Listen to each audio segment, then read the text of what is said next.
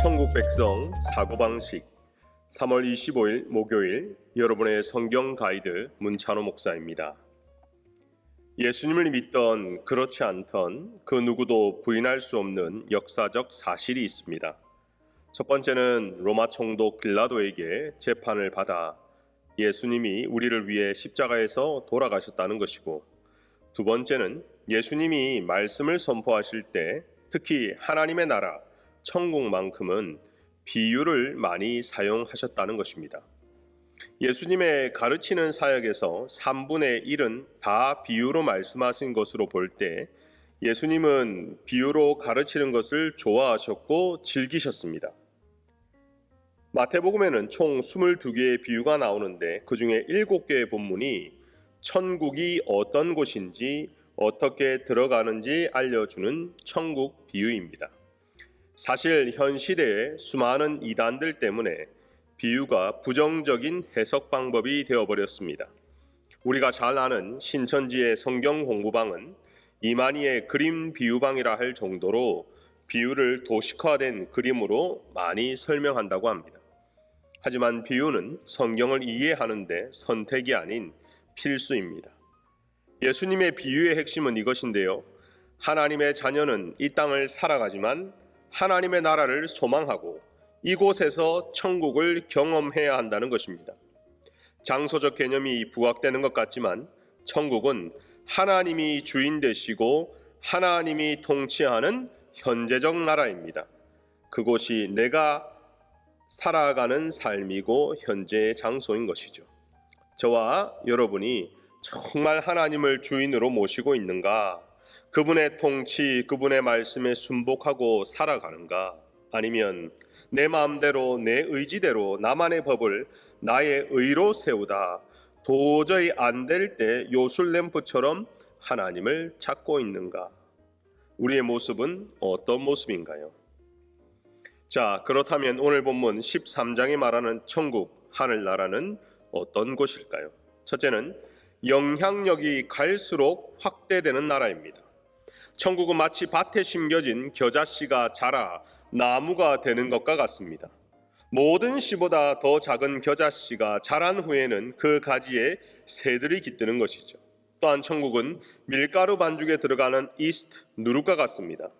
우리 심령 안에 심겨진 천국의 씨가 처음에는 크게 와닿지 않지만 말씀을 통해 믿음이 쌓이면 쌓일수록 우리 모두는 천국 소망을 가지게 되는 것이죠. 그때 우리의 일상이 천국이 되고 주님과 동행하는 하나님 나라를 살아갈 수 있다는 것입니다.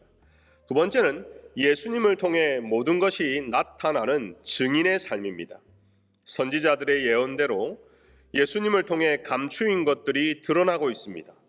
예수님은 비유를 창세로부터 감추인 것을 드러내셨습니다.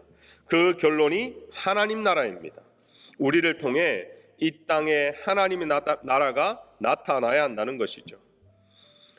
비신자들은 신자를 통해 하나를 깨닫게 됩니다. 어떻게 이렇게 힘든 시절에 저렇게 감사하고 웃을 수 있을까? 우리의 언행을 통해 천국이 나타나기도 하죠. 때로는 가릴 수도 있습니다.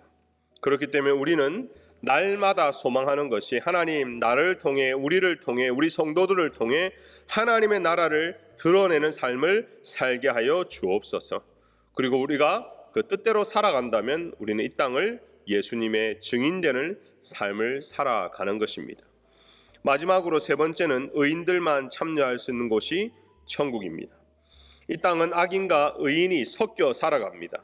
마귀가 가라지를 뿌렸기에 좋은 씨와 함께 구별이 쉽지는 않죠. 그렇기 때문에 농부가 추수 때까지는 기다립니다. 내버려 둡니다.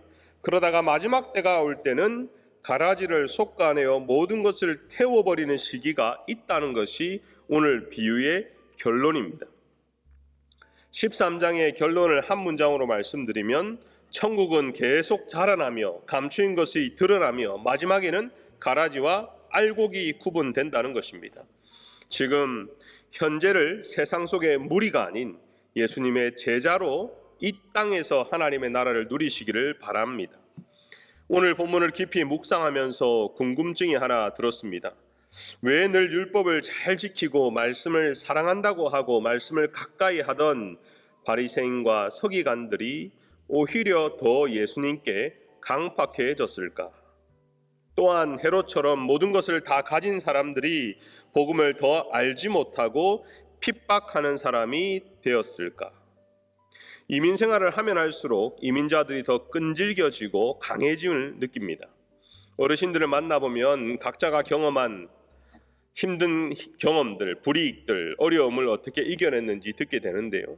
그러면서 강인해지는 것과 강팍해지는 것이 큰 차이가 없다는 것을 깨닫게 되었습니다.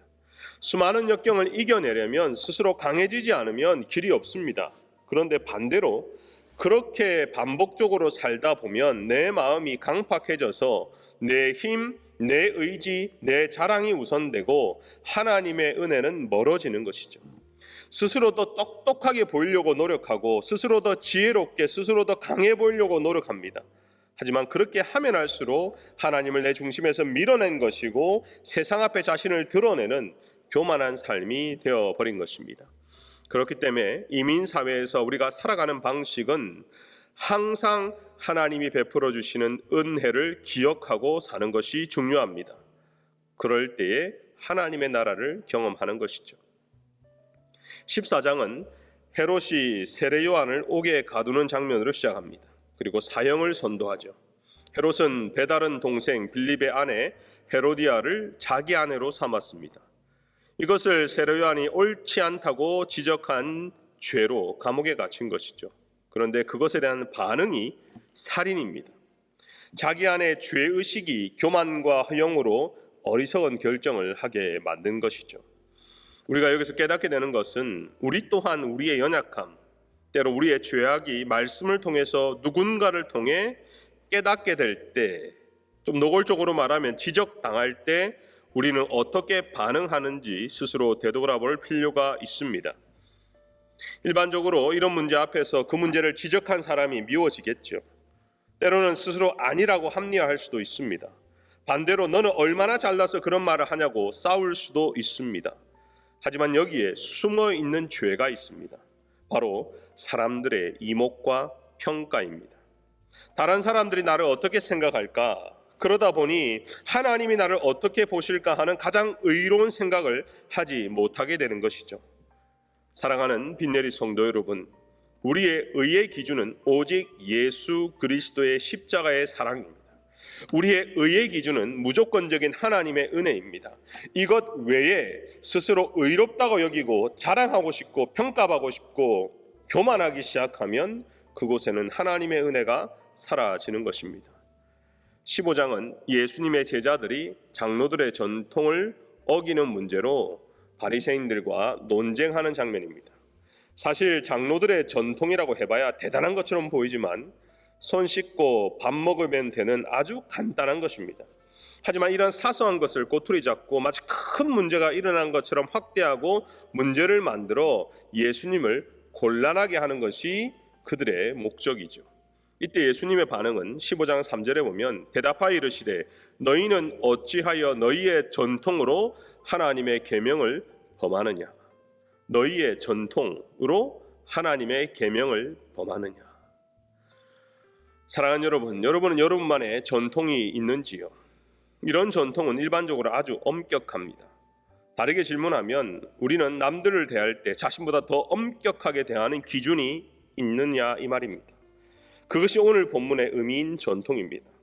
이러한 것들이 하나님의 계명을 어기게 되는 것이 오늘 본문인데요. 유대인들에게는 고르반이라는 것이 있었습니다.